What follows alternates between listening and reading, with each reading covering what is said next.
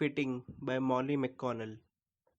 I've been thinking about my stomach, the flat plane of my skin moving towards my belly button, the small rise below it, that piece of flesh that never seems to be flattened, like tectonic plates colliding over eons of time.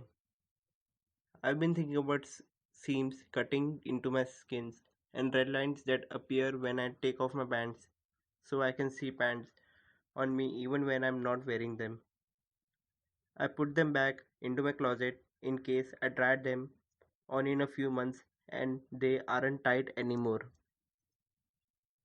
I left a relationship because it was too tight, but once I was out, I wanted back in it. It had been uncomfortable, but I made it work. After washing my jeans, I have to work to put them on. I slide the jeans to the middle of my thighs. I wrinkle, tuggle the fabric at my calves, my knees, my thighs, erasing it over the hump of my butt. I kick each leg out, trying to pull the fabric to where it is supposed to sit on my wrist. Then I squat down to stretch the fabric to a level I deem uncomfortable. It's been happening more often, and I find myself looking into the mirror. Is my body growing? Are my pants shrinking?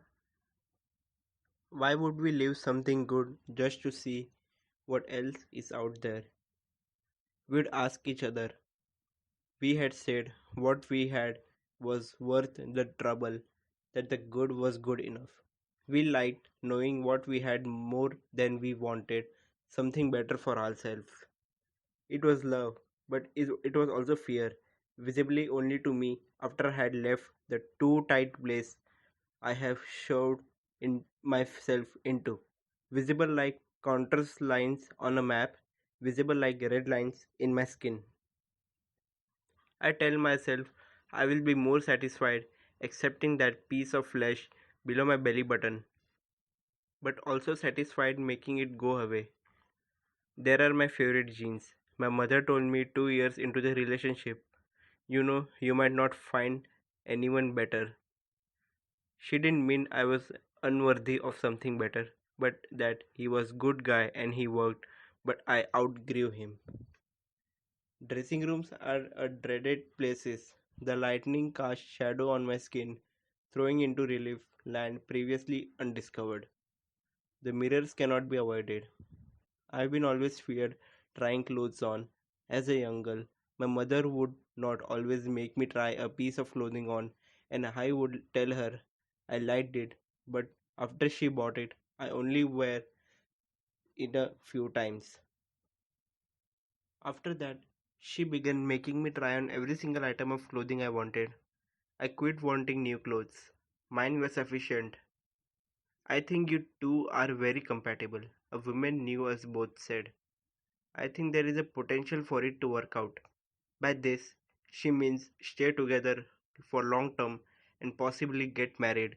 He and I have been together for a year and few months then.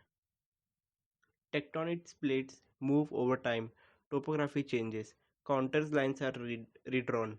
My jeans did not fit, so I gave them away. I want them back despite that because I know them and they follow my curves like winding roads on mountains.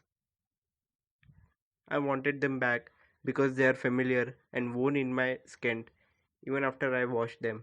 I want them back even though they do not fit because having them was easier than trying to find a new pair of pants that fits like those did when they fit me when I was smaller, when we were happier, when I was not expanding beyond the space I had allotted for myself, when buying a pair of pants seemed easier, when I was not scared to see that I was filling myself, when the jeans slid on with ease and I wore them comfortably and felt like myself in them. I want them back. The lights in the dressing room are harsh and I am alone in there, staring back at myself at all angles, me and me and me and me, and wondering if anything will fit me now.